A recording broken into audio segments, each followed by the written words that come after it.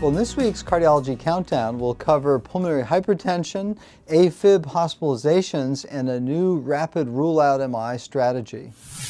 So first up is an interesting paper that looks at the long-term outcomes and efficacy of phosphodiesterase 5 inhibition in pulmonary hypertension. This is a study called the FIRST study that had an extension that looked at Tadalafil for pulmonary arterial hypertension. And the primary endpoint of the study had been at 16 weeks or 4 months, and this was now a 1-year extension where they documented preservation of the improvements in the 6-minute walk test in patients taking Tadalafil at either 20 or 40 milligrams with a slight advantage for the 40 milligram dose. And so I think a very interesting study extending the duration of benefit that's been seen in trials and further establishing this as a standard treatment for pulmonary hypertension. Next up is an interesting paper in AJC from Australia that looks at a 15-year period of hospitalizations and tracking in particular hospitalizations for atrial fibrillation.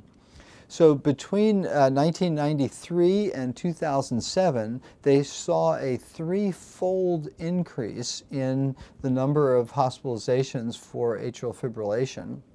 And this was relative to about a 73% increase in hospitalizations for all other cardiac diseases, and so far outpacing what had been seen overall.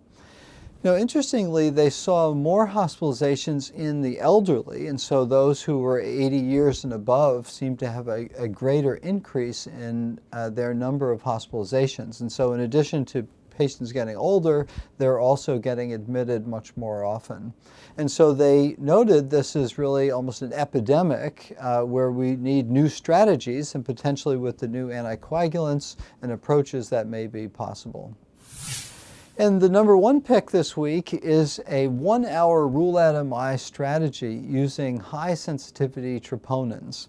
This is a very nice study done overall about 850 patients where they split a group of chest pain patients presenting to the emergency department into a test set and a validation set, where they looked at use of high-sensitivity troponin that has the very low cut point, both at arrival and 1 hour later, looking at both the absolute values and the relative change. And they have an algorithm that would need to be calculated, but with their calculated algorithm, they had 100% specificity and sensitivity for the overall MI category.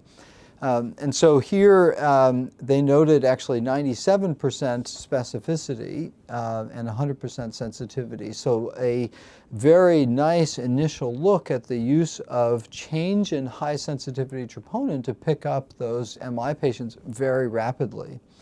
Now, Kristen Newby wrote an accompanying editorial, and this is the American Heart Journal, pointing out this really needs to be validated in other data sets and look at whether other populations with different pretest probability would have this hold up. It presumably wouldn't hold up as well, but is very promising to try and streamline the throughput in the emergency department to get the real MIs in and the non-MI patients home.